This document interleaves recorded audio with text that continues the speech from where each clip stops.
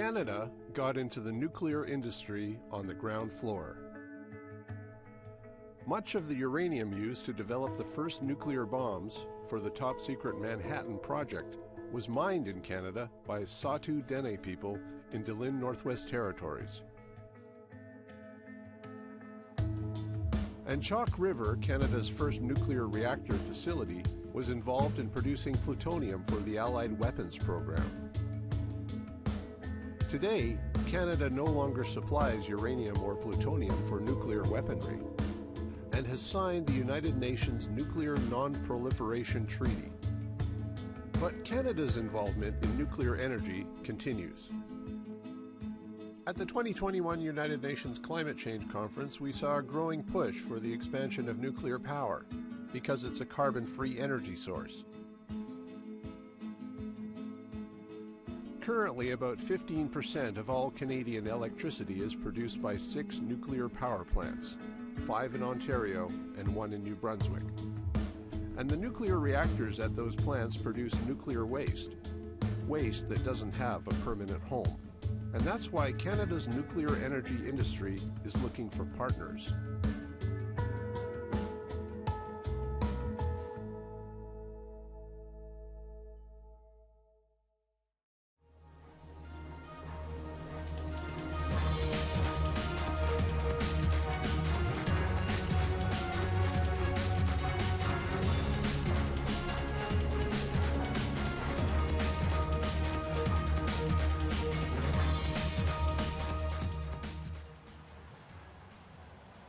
The search for a place to store our most toxic nuclear waste is the job of the Nuclear Waste Management Organization, or NWMO. A not-for-profit corporation created by an act of Parliament, the NWMO is funded by Canada's nuclear industry players. Its goal is to find somewhere in the Canadian Shield willing to host Canada's growing collection of used nuclear fuel, which will remain radioactive for hundreds of thousands of years, but theoretically safe from the outside world in an underground facility that will eventually be sealed off.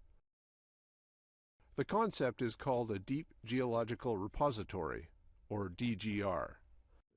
And a big focus at the NWMO is engaging with Indigenous communities in areas under consideration for a DGR. Bob Watts is the Vice President of Indigenous Relations for the NWMO. He's long been a major player in Indigenous politics and has had high-level positions with the Assembly of First Nations and the federal government. Watts is Mohawk and Ojibwe and lives on the Six Nations Reserve.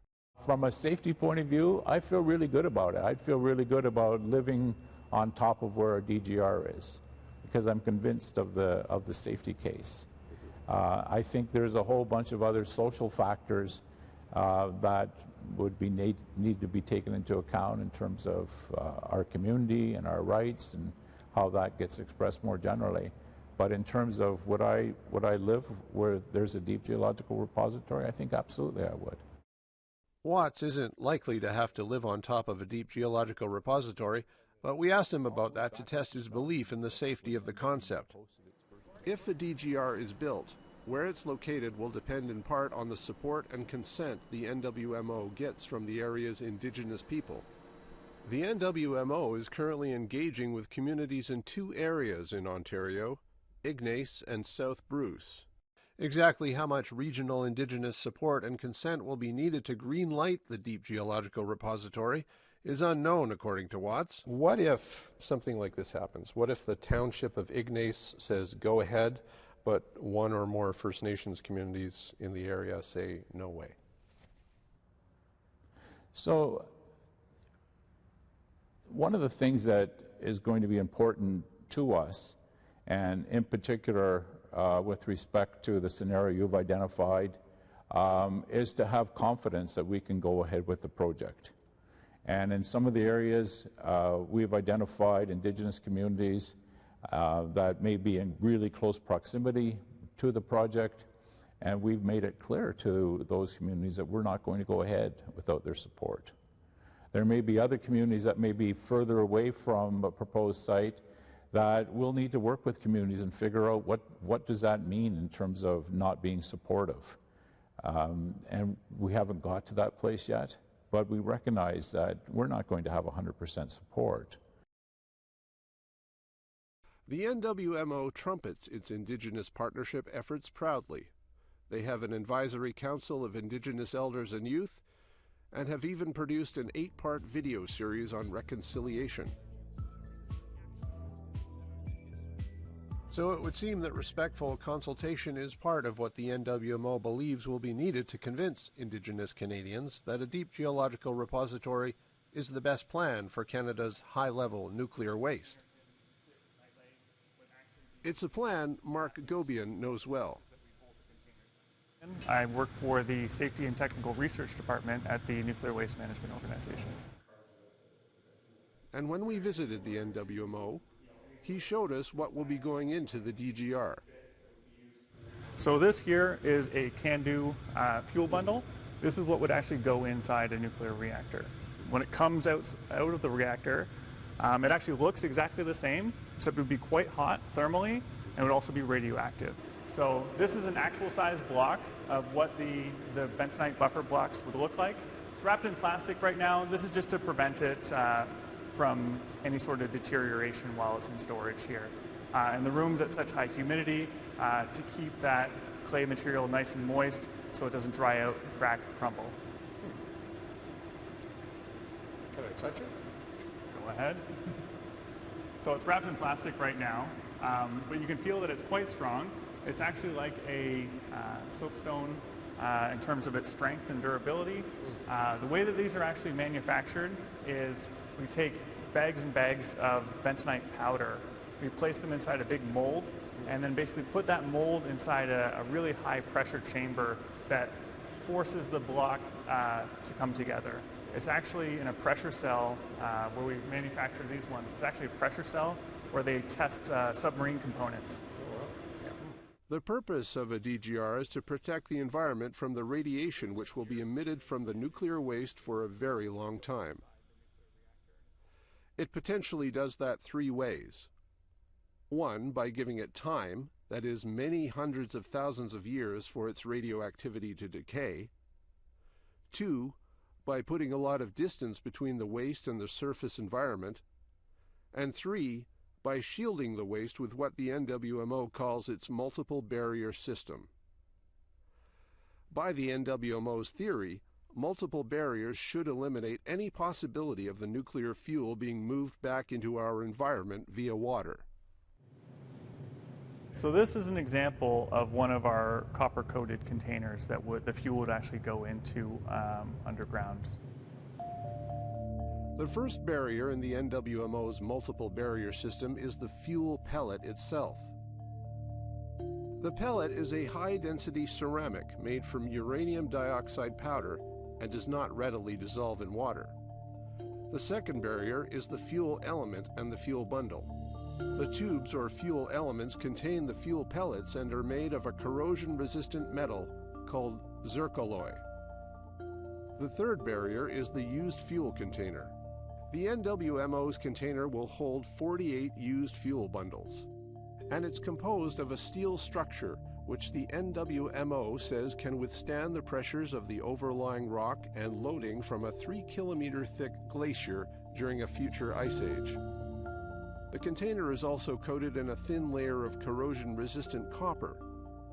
Barrier 4 is bentonite clay. Each used fuel container would be encased in a casket-like box made of bentonite clay. Bentonite clay is a barrier to water flow because it swells when exposed to water. As well as the bentonite clay casket surrounding the used fuel container, open spaces in each underground chamber will also be filled with bentonite clay. Barrier 5 is the geosphere, that is, the sedimentary or crystalline rock formation into which the DGR will be excavated. So as Mark Gobian and the NWMO see it, a lot would have to fail before water could access the used fuel and cause problems for us on the surface. In order to get any sort of release of radioactive material, you'd have to have that water move through the rock, It'd also have to move through our clay bentonite barrier. It would also have to somehow penetrate our steel and copper canister that's very durable and corrosion resistant, as well as penetrate these bundles and dissolve that fuel itself, which is a ceramic material. It's extremely durable. It all sounds very safe and well thought out. That is, maybe until you hear from the guy who's probably the nuclear industry's most prominent critic in Canada. We should admit that underground repositories have failed and that this one might fail. More on that after the break.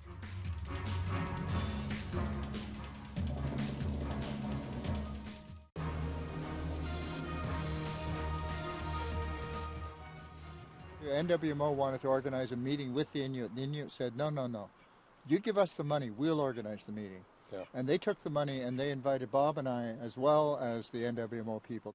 Gordon Edwards is the president of the Canadian Coalition for Nuclear Responsibility. He also works on a radioactive task force with the Anishinaabe Nation and the Iroquois Caucus. We met December 2019 in Peterborough, Ontario, where he's giving a talk at a school about what's going on at a factory right across the street. These school children here at Prince of Wales School, behind them, very close, is a factory. You see that smokestack there. That factory produces uranium fuel bundles for use in the CANDU reactor. Edwards has an academic background in math, physics, and chemistry. And with a PhD attached to his name, he's held his own as perhaps the biggest thorn in the side of the Canadian nuclear industry. At one point, even defeating Edward Teller, the father of the H-bomb, in a 1974 episode of The Great Debate, hosted by Pierre Burton. There are several good ways to incorporate them, let us say, into rods, which are not unbreakable, but which will not pulverize if broken, and then put these rods into strong containers. If you break such a container, you have a nuisance, not a catastrophe. I would like to bring out... Just a minute. Dr. Teller makes the point that you could put it all in rods, put the rods in containers, presumably bury them, and in his view, that makes it safe. For the let me tell you a bit, Pierre, about the history of waste storage in the United States. In 1969, the United States General Accounting Office reported that there were 93 million gallons of high-level waste stored underground in 3 states. These are in stainless steel and concrete containers, which have their own cooling systems, and they said that these things would have to be cooled and guarded for more than 600 years. Dr. Teller, do you want to comment on that? They also said that 18 of these tanks have been found to be defective within the last 25 years, and some 227,000 gallons of high-level waste have already escaped into the soil. Edwards says the nuclear industry is being dishonest in presenting the deep geological repository concept as a certain and safe solution. So we are facing a situation where we have an industry that wants to convince people by hocus pocus that it has solved a problem that it has created, which is beyond its power to resolve. It does not have the power to solve this problem. We should begin with a process of honesty. We should admit that underground repositories have failed and that this one might fail. Canada is not alone in pursuing a deep geological repository. Many other countries are working toward implementing a DGR as their long-term solution for dealing with nuclear waste. But as Edwards sees it, there are issues. I think it's an interesting concept that's had a lot of work done on it, but the difficulty is that so far we have no evidence that it works. In fact, in Germany, there were 2 deep geological repositories for radioactive waste, which have both failed. They found out for the last 20 years, this waste has been leaking into the groundwater and reaching the surface water and contaminating the environment. And then there's the eons a DGR is meant to keep us safe from this material. Humans have simply never built anything that's lasted as long as a deep geological repository needs to last. You have to realize that the pyramids of Egypt are only 5,000 years old. Go and look at them. They're really deteriorated a great deal. The half-life of plutonium is 24,000 years. The Great Lakes didn't even exist 24,000 years ago. So we're talking about periods of time that dwarf the span of human history. But what could go wrong if, say we're entombing this material in bedrock that hasn't shifted significantly for a couple of billion years. We do not know how to put a geological formation back together again. Whoever saw a mountain being mined and then reassembled back into the original integrity that it had before it was disturbed. We cannot put waste into an undisturbed geological formation because we are going to disturb it. When we disturb the geological formation, it's no longer undisturbed. Now, when you excavate a cavity underground, you create a room which is at atmospheric pressure, but the surrounding rock is at geological pressure, which is far greater than the atmospheric pressure. The result is that these repositories are all going to be flooded with water without fail, because the pressure differential between the rock and the space is going to be filled with water. Even with the problem of what to do with nuclear waste not yet resolved, there are plans afoot for a revival of an industry that has been largely in decline. More on that after the break.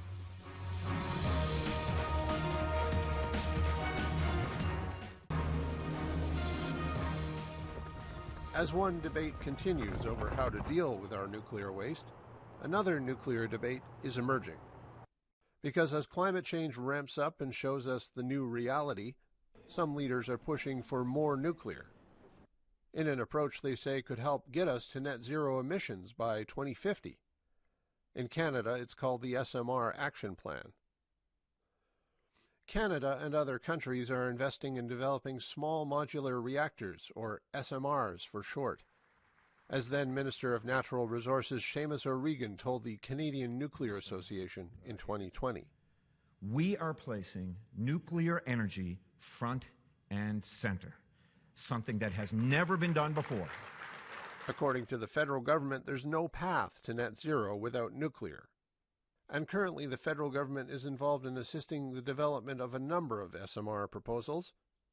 Rory O'Sullivan is the CEO of Moltex Canada, a company that's been given $50.5 million to develop its small modular reactor concept.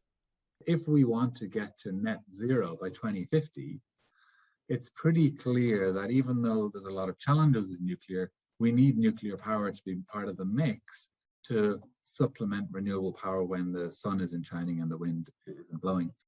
And Moltex wants to use spent nuclear fuel from the Point Lepreau nuclear generating station in New Brunswick in their SMR.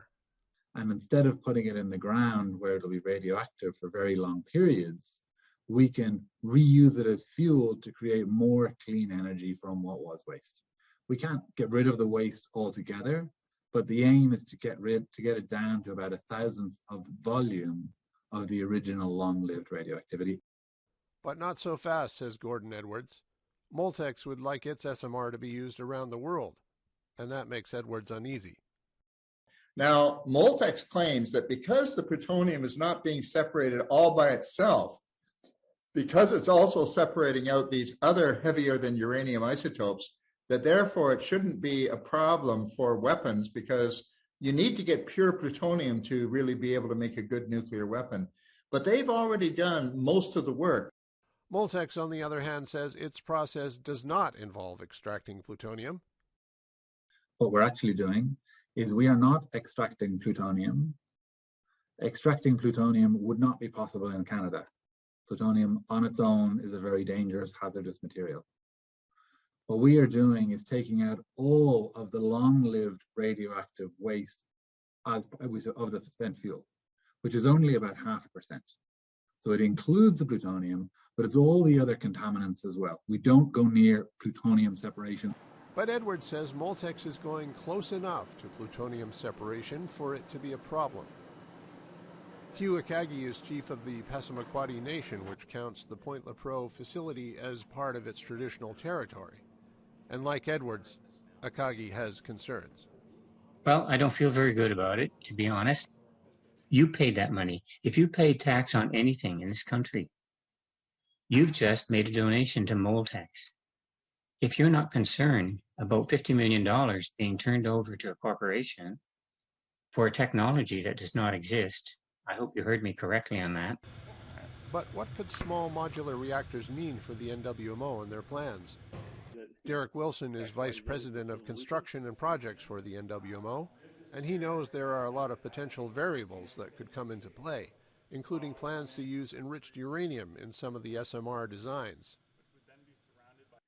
Until we have more information on the actual fuel type, the configuration of the fuel, and how that fuel would be received, it's difficult to say how the enrichment would impact our DGR. Enriched uranium has the potential to go critical or accidentally chain react. It comes down to the criticality and the ability to be able to manage the criticality for the enrichment. So, until we understand a bit more about the volumes, the level of enrichment, it's difficult to say that, X, Y, Z is the solution.